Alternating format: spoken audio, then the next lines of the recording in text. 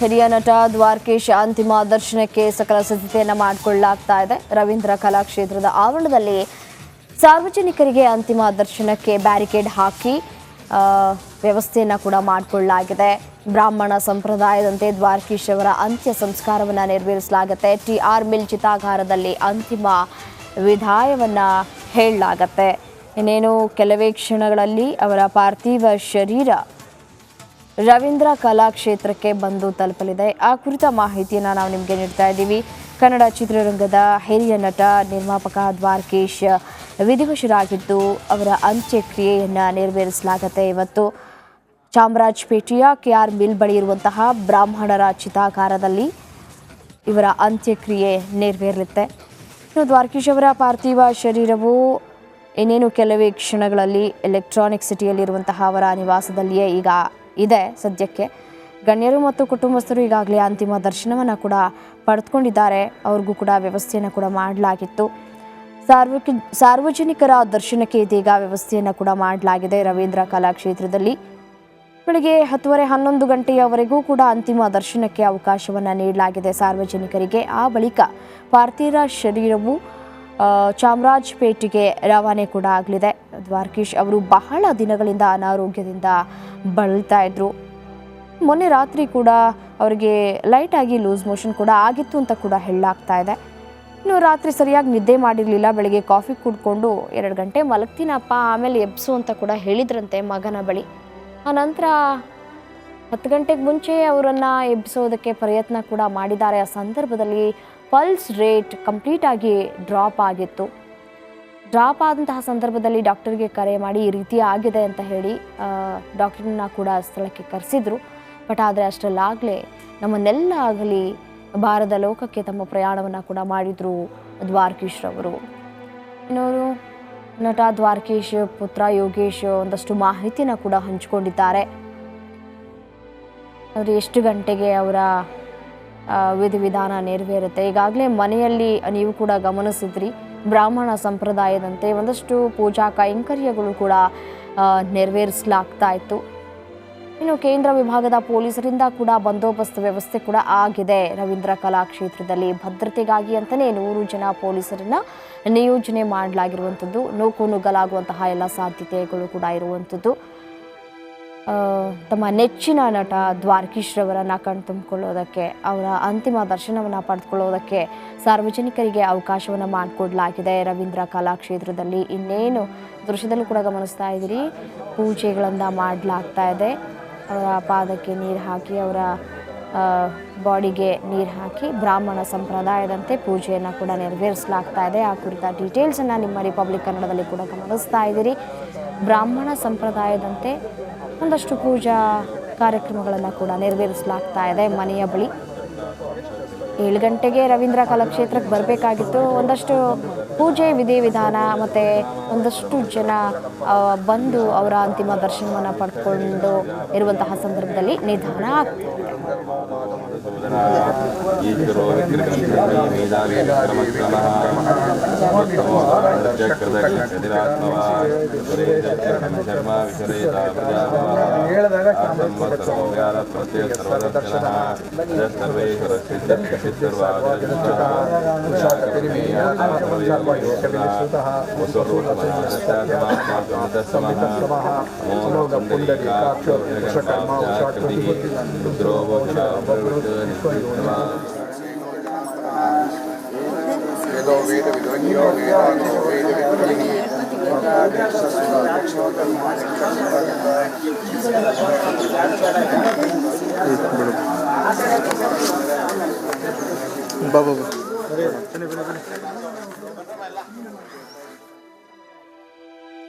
ದೃಶ್ಯದಲ್ಲೂ ಕೂಡ ಗಮನಿಸ್ತಾ ಇದ್ರಿ, ಅಂದರೆ ಅವರನ್ನು ಕೊಡುವಂತಹ ಕೆಲಸ ಕೂಡ ಆಗ್ತಾ ಇದೆ. ಮನೆಯಿಂದ ಅವರಿಗೆ ಸ್ನಾನ ಮಾಡಿಸುವಂತಹ ಕೆಲಸ ಕೂಡ ಆಗ್ತಾ ಇತ್ತು. ದೃಶ್ಯದಲ್ಲೂ ಕೂಡ ಗಮನಿಸಿದ್ರಿ.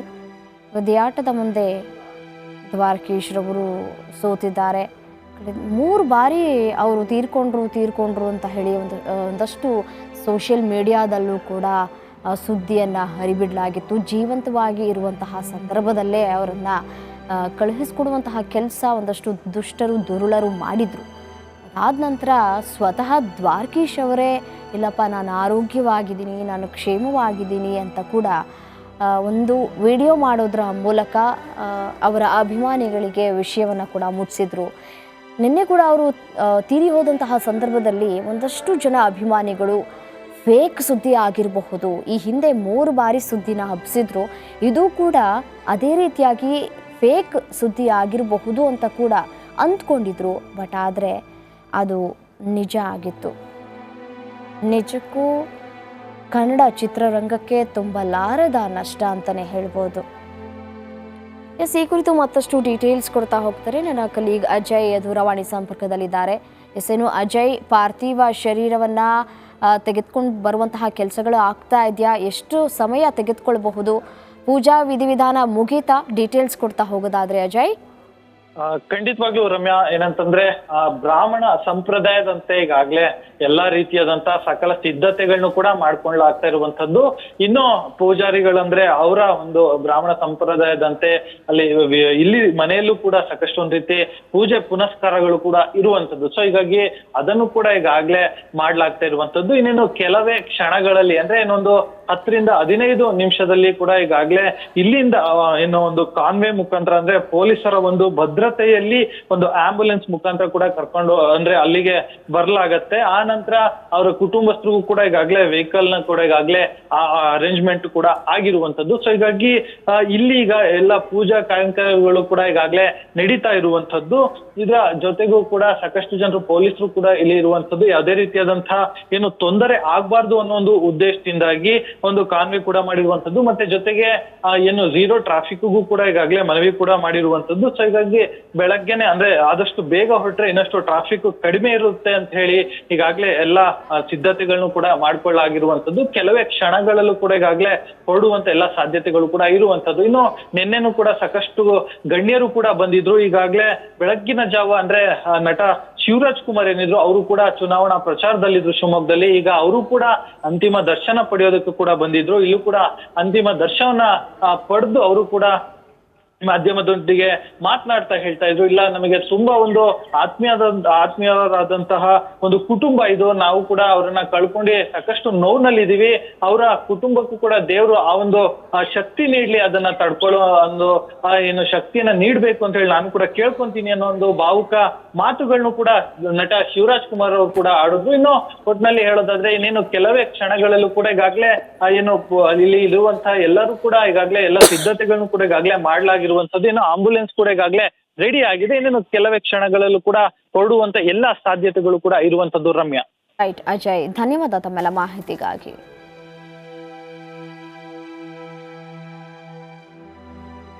ಏನು ಹೇಳ್ಬೇಕಂತ ಗೊತ್ತಾಗ್ತಿಲ್ಲ.